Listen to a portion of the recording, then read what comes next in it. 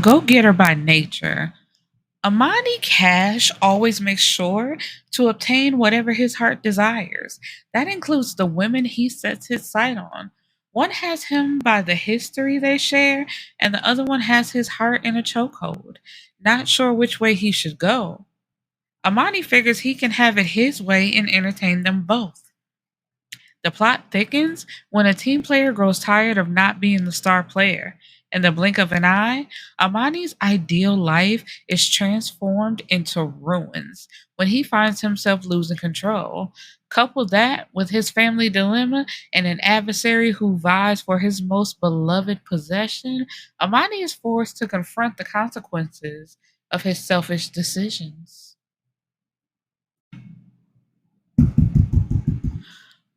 Miss Charae Lewis, I'm in your business.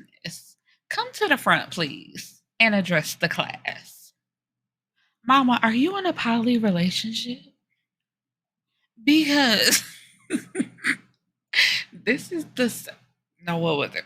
Part one. Look, she is the very reason for me starting my podcast because I love talking about books so much, and she was episode 1 and 2 that dealt with a poly relationship. And here we are coming back again to another story of an attempted poly relationship that was some bullshit from the very beginning. And when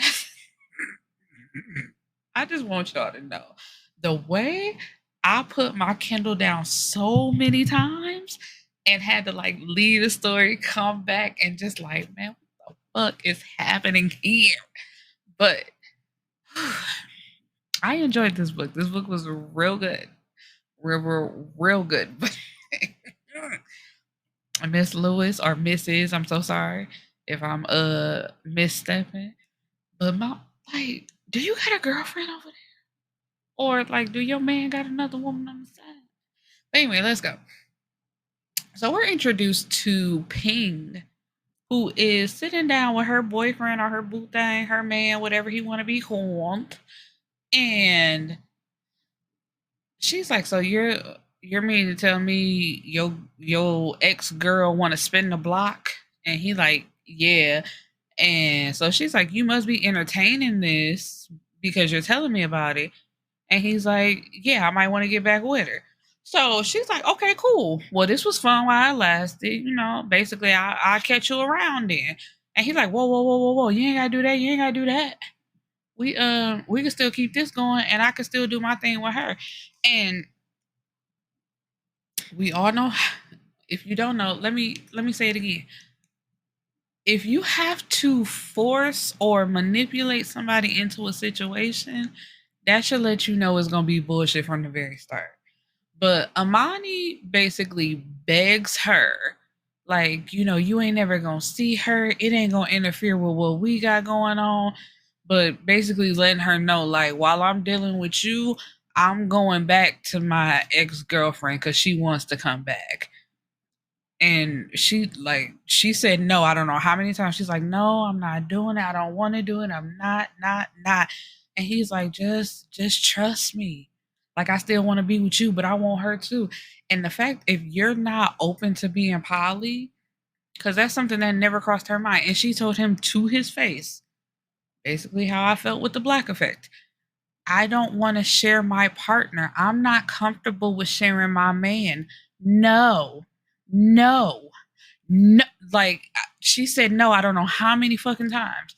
But still, he sat there and begged until she basically agreed to it. So now we're here months later, and the relationship is some bullshit. It's like she don't what was the girlfriend's name? Pina, Pin, yeah, Pina. Um, she never bothered her. It was always Pina like being petty with her, addressing her in some type of way, and that's what like messed up the flow. But anyway, she's at Amani's club because it's her date night with him. So at first she was just in the club. She didn't tell him that she was there yet, but he's texting her like, "Where you at?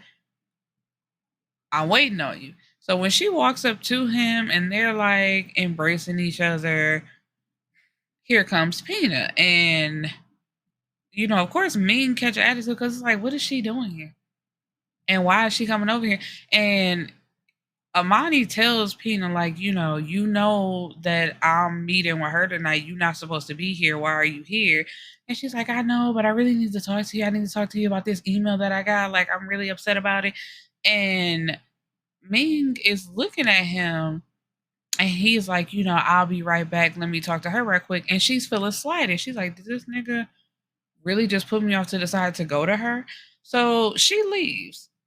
And he calls, like, I don't know why you being childish. You need to stop being so petty. But it's like, nigga, it's not petty. If it's my date night with you and it's supposed to be my time with you, the fact that she manipulated you to pull you away from me and you went with her, like, no. Basically, fuck you. So they do this time and time. It's a back and forth thing, Um, to where she's still in it, but he ain't got the hold on her he used to. And Amani, I forgot to mention, what was it called? The book before, My Little Love. Like, I believe she puts in the beginning, like, you don't have to read My Little Love, but it's like it's little clues in there because Amani is mentioned in that story. But what's the brother's name? Akil. Akil is his brother. So we know what happened with the daddy, but now the daddy is back again telling the rest of his sons that he's now going to start selling drugs through whatever businesses they have because the cut that he's getting from, because when he was in the La Familia, um, and was pulling in money like that, he put money into each of their businesses, so he was getting a cut.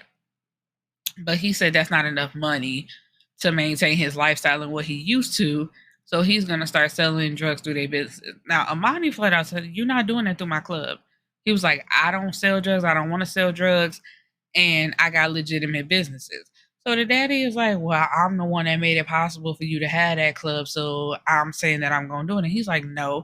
And then once again, here go the other brothers being like, we should listen to him and, do what he says. And he's like, no, I don't have to. Like, if y'all want to kiss his ass and be up under him and y'all grown ass men, then that's what y'all do. But if I say no, that don't mean I'm less loyal to him. That don't mean I don't love him. I just said no, and that's the bottom fucking line. And the fact that you and him cannot respect that ain't got nothing to do with me. And y'all can feel the way y'all want to feel about it. So Amani decides to sell the club. It's like, you can't sell drugs to a club that I no longer own and that you don't have access to like that. And so at one point, we going back to the relationship side. The back and forth thing of Ming, I want to call her Mina, and that's not her name. Ming telling him, like, you don't value me. You're not putting in any thought to me. And he's like, man, what you talking about? I do this, this, this, and this. And he's pouring into her business because Ming is a barber. So she cuts hair, but she also organizes closets on the side. So he got her in touch with Moolah. And I never talked about them sisters in that family where there's nothing but women who run the business and who are security guards. Like, everything that has to do with that family, it's all women involved. I gotta go back and read that. I might make that an episode too. But anyway, he got her Amani got Ming in touch with Moolah to organize her closet. So it's like he makes things happen in her life. And when she wasn't answering his calls, he pulls up to the barbershop in a Tesla and is like, you like my ride? And she's like, yeah, I said that this was my dream car. And he's like, boom, it's yours. So that was another thing that was really keeping her there too, because it's like at the drop of a hat, he dropping money and he got gifts and whatever. So she accepts what little time he does give her, although he gives more to Peanut. And so she asks him, like, why have I never met your family? And he's like, family is complicated. But Pina knows the family. The family loves her, especially his mama. Everybody is waiting for them to get married and for him to propose to her. And the family don't even know about Ming. I think Akil knew about her, but he never brought her around. So it's like really he got a girlfriend and he got a side chick, but he don't have two girlfriends. And so during that time, Ming meets a guy by the name of Dayton. Date Dayton? Big Day. That's what we're gonna call him, Big Day. That's what he put himself as the contact in Ming phone, Big Day. So, he knows her situation. Like basically everybody knows her situation and is telling her, you don't value yourself. You don't know your worth. Because there's no way you would agree to that. Because if it was actually beneficial, then fuck what anybody had to say. But you constantly upset, you constantly walking away, feeling like he don't really care about you. And when people on the outside say the same thing, it's like, nah, y'all don't know the. No, we know exactly what's going on because it's easy to see. So she starts spending time with him, and they getting to know each other. And when Pina tells Amani that she's pregnant, that changes everything. Now, he did not tell me he's been biding his time trying to figure out how he's going to break this information to her. She had also like cut him off. She wasn't really messing with him. It was another like they on the outs type of thing until at her job, like was a bouquet of roses and a note that was from him basically saying, I'm sorry, let me make it up to you. Meet me here at 8 o'clock. But when she gets there, it's not Amani. It's Pina. And she's like, what are you doing? She's like, where's Amani? And Pina is like, that note wasn't from him, it was from me. I think it's time we have a conversation. Now, before that, I forgot to mention Pina invited Amani to her parents. I believe it was 35 years, their anniversary, like their 35th anniversary. And everybody was going around like, ain't it about time for y'all to get married? Like, hint, hint, we did this for 35 years. Amani's own parents have been married for 37 years. Like, ain't this something you should want to look forward to? And in doing that, like at the party, she took a picture. Pina took a picture. It was her, his mom, and him.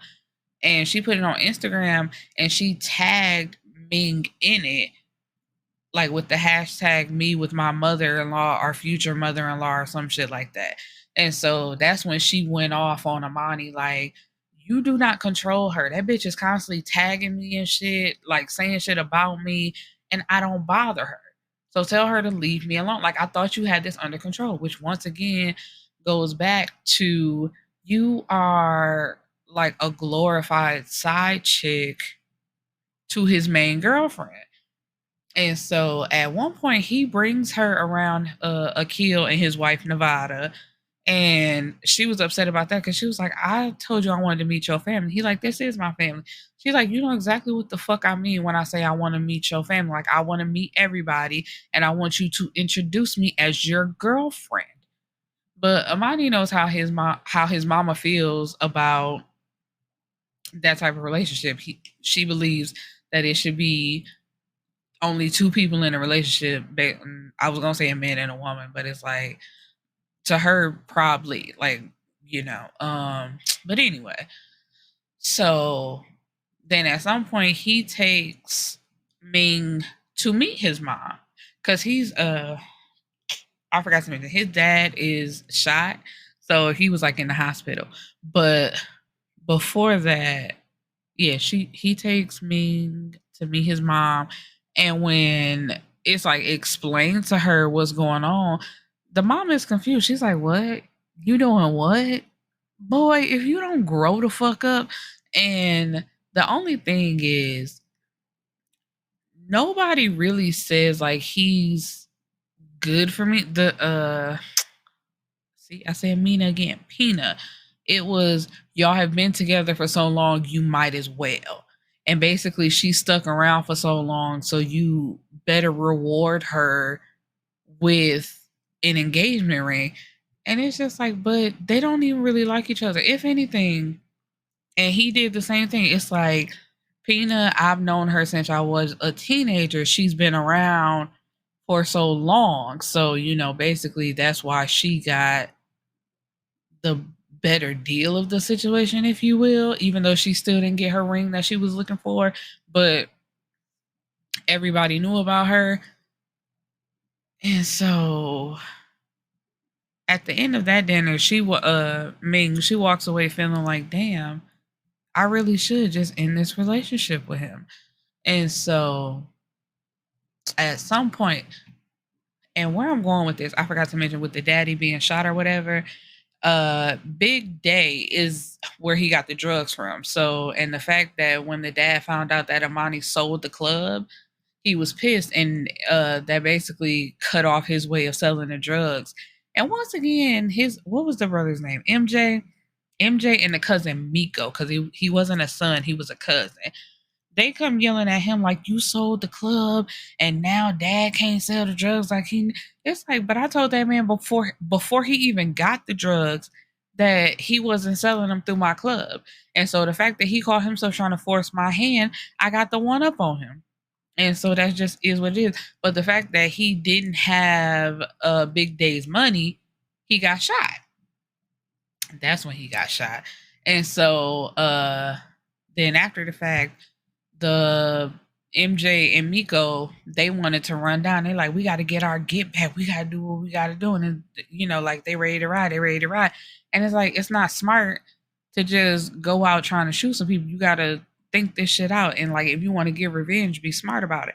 And Amani was invited back or invited to the La Familia. So, and you got to do what they say. And they say, ain't no get back. You just got to wait. And so MJ and Miko like, no, we ain't doing all that shit. Fuck all that. Fuck all that. And they get into a shootout with Big Day, and Miko died because he ended up getting shot. And MJ tried to carry him, but he couldn't. And whoever was driving, like, nigga, come on. And they left Miko out in the street. Now, they had a mask on, but of course, because he was dead and he was left, when they pulled the mask off and saw who it was, they took that as a win. It's like, I didn't get the daddy, but I got at least one of them motherfuckers. And although he doesn't have a beef with Amani, he ain't feeling him because of what he did to me. But okay, so let's go back to Pina telling Ming that she's pregnant. And she's like, so don't you think it's time that you step aside and let us be a family? And Ming is like, you know what? You absolutely right. No problem. And I'm going to do just that. And so she goes to Amani like, once again, your bitch overstepped because she contacted me and told me this instead of you telling me. So whatever this relationship was and is over. And Amani at first, he wasn't like really believing it, even though he felt her pulling away from him and could tell that something was going on. He's like, man, no, I can always get her back. It's like she mad right now, but basically, I'ma get her. And it's like, little do he know, she's spending her time with Day. Like that, they developed a real bond, and she saw how it was when she didn't have to share his attention with anybody else. And so at one point, like they was playing on the phone because he calls her because he hadn't heard from her. And so he called her like, "Can I speak to Michelle?" And she's like, "What?" And he's like, "Oh damn, Ping, my bad. Ping, Lord, Ming." And so anyway, she hangs up on him, and then like when they get back on the phone, he hangs up on her because she said something about having a date or entertaining other guys, which pissed him off because at this point he's like, she the first girl I done opened up to and was willing to just be one on one with, but to find out that she dating other niggas got him mad. So she texted him and was like, you see how that shit feel when you play games like that.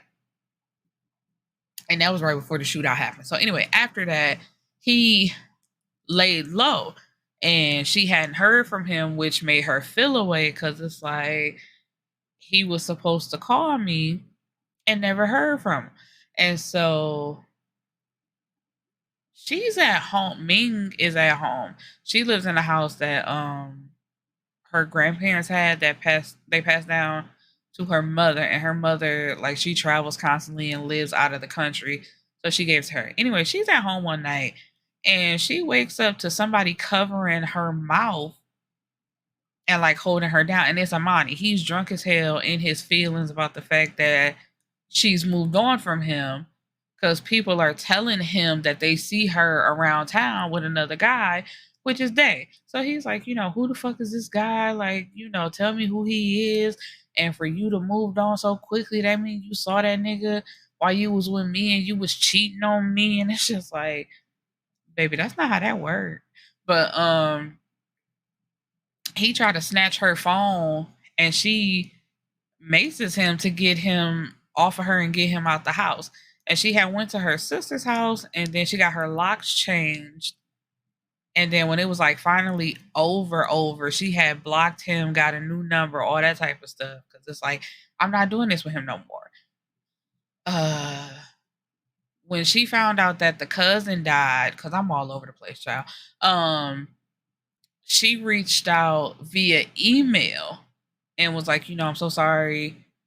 No, he sent her an email to tell her, like, my cousin died, and uh she calls him private to send her condolences, like, I'm so sorry for your loss and I'm sorry.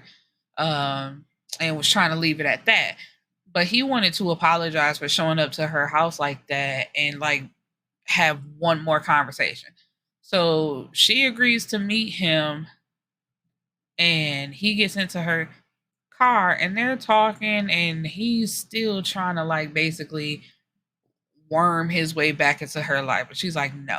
So her phone goes off with a text from Day and Amani snatches her phone and runs into his car and locked the door and then calls Day and basically like, nigga, she with me right now. And I knew you sunk the bitch to set me up. Basically saying that excuse me, Ming wasn't real all this time and she was just sent to set him up. And they like, I ain't never had to send a woman to do any of my dirty work. I do all my shit on my own. How I know that you ain't using her to try to set me up? So they both basically saying Ming is for everybody and could be a plant in the system. So he gives her phone back. No, he throws her phone on the ground when he gets back out the car and he starts choking her out, really feeling like she tried to set him up and she's responsible in some way for his family, like his dad being shot and his cousin being dead. So when he lets her go, she attacks him and like the police were already pulling up because I'm pretty sure somebody had called the police because they was arguing and doing a whole bunch of other shit and he threw her phone to the ground, so it was a lot going on. And so when the police pulled up and he let her go, she beat his ass a little bit and they were both arrested and sent to jail. So when she gets out, her best friend still talking shit like, girl, you so stupid and why would you meet up with him? Like, and that's my thing. I'm like, girl, you shouldn't have even called him private. I would have sent him an email back. And then after I sent that email, I would have blocked him.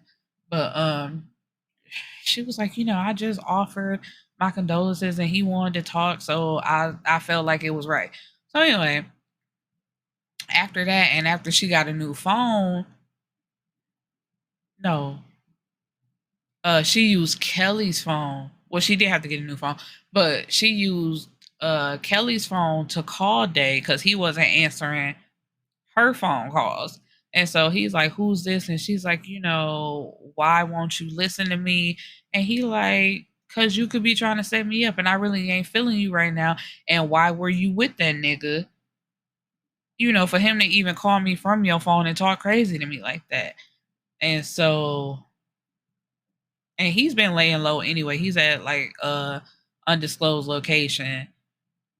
And I'm telling you, like from that phone call, I probably wouldn't have even after he said like I ain't really feeling you like that, I'm like, all right, that's respect, and I would have hung up the phone because trying to plead your case to somebody who don't want to hear you, that never. I ain't feeling you right now. All right, you ain't gonna feel me either. Like, fuck both of y'all. Like, girl, so many niggas out there. You could have found you another one on top of the new nigga you just found, and fuck Amani. So, but she goes to where he's at, and they have the conversation, and it was, you know what, Day, I'm gonna let you have it, baby. But they slowly make their way back to what they was building because they like each other. Um, and she lets him know because he's like, are you trying to set me up? Like, what's going on with that? And it's like, man, what the fuck? I ain't got nothing to do with what neither one of y'all got going on with each other. So no, I'm not trying to set you up. So she tells him like, I just got out of jail, and he's like, why? And she tells him like the nigga choked me out, and so he's like, all right. And so while they were getting back right, one day he pulls up to Amani's, what was it, like a hookah lounge? Because he had sold the club and he now had a hookah lounge.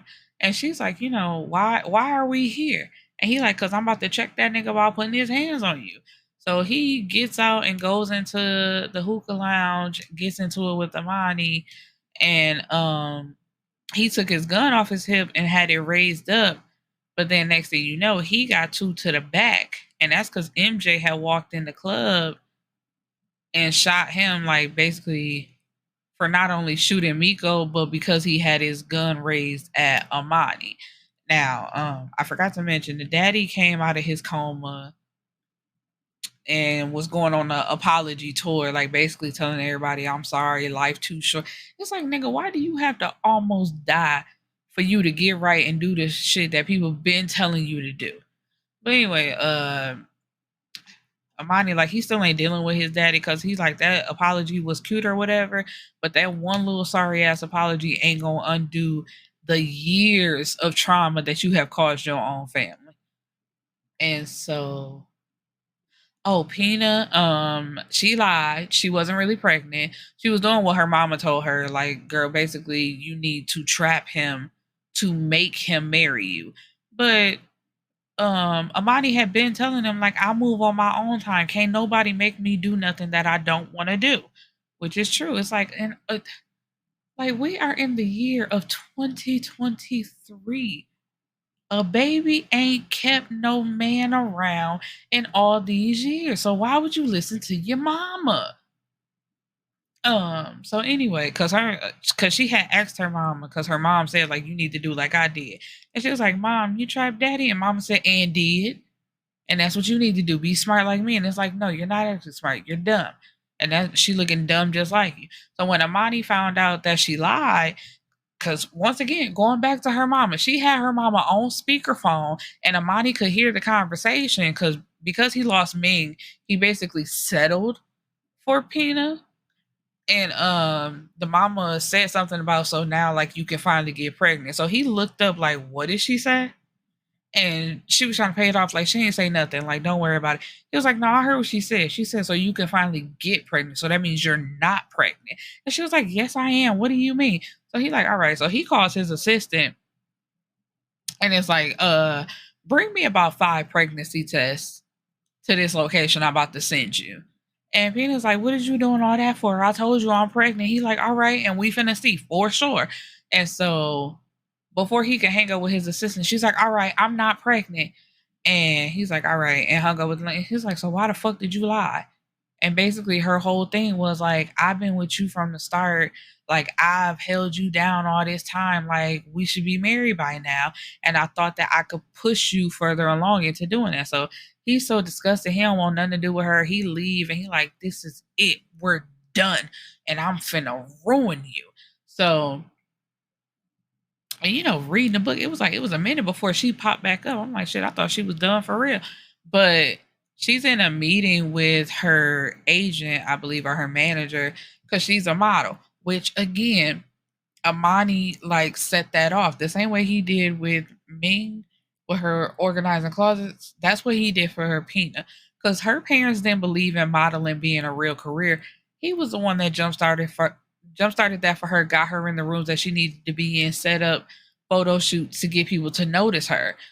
And so, but basically, the same way he created her is the same way he destroyed her. Because when she was in that meeting, the agent was telling her, like, all of these people are bagging out and canceling your gigs, so you ain't got nothing. So she calls him on the phone and be like, why would you do this to me? Like, what I did ain't that bad. Like, girl, you lied and said you were fucking pregnant when you weren't. You ruined his life because he basically blames her like, Tasha, have some respect. I just lost the love of my life. Basically, is how he treated her. So that was his get back. And so anyway, they pulled through. He met Ming's parents and they're gonna ride off into the sunset together because while he was running the company for his uncle is about to get out of jail now and basically take his throne back. So now they're gonna travel the world together and live their little happily ever after. Peace and blessings, my beautiful people.